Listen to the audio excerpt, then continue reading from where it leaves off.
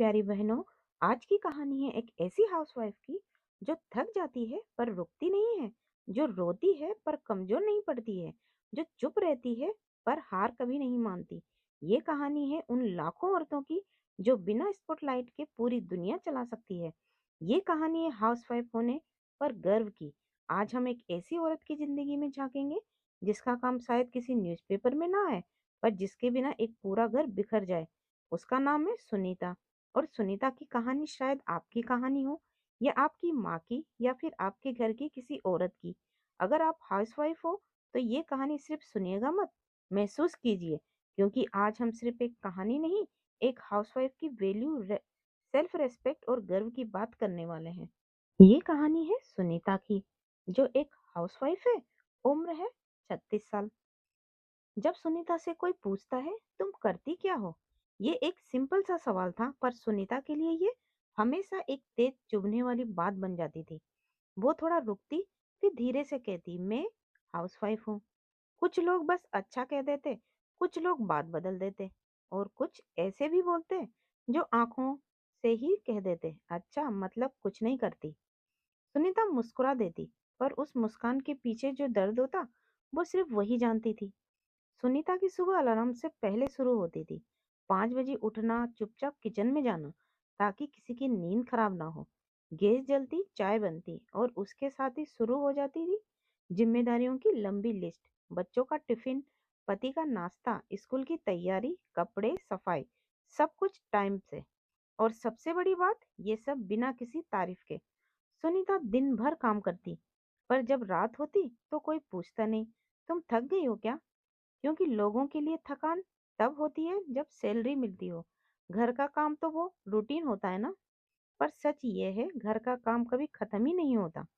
सुनीता अपने किसी रिश्तेदार की शादी में गई।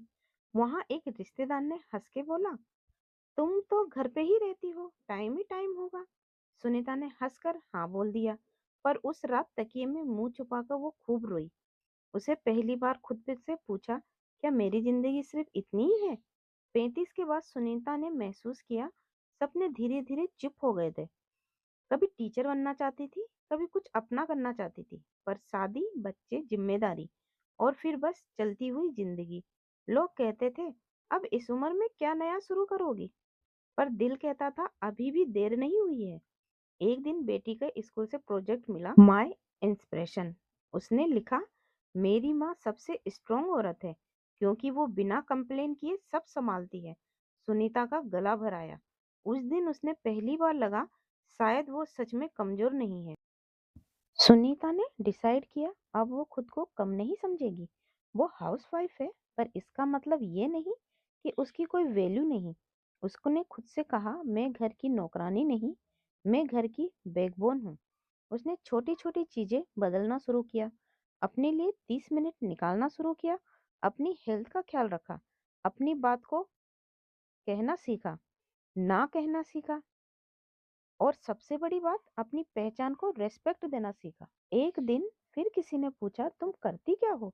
इस बार सुनीता ने मुस्कुराकर कहा, मैं हाउसवाइफ हूँ, और मुझे इस बात पर गर्व है।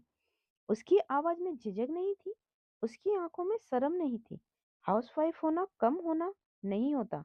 हाउसवाइफ होना बिना सैलरी के सबसे बड़ी जिम्मेदारी उठाना होता है।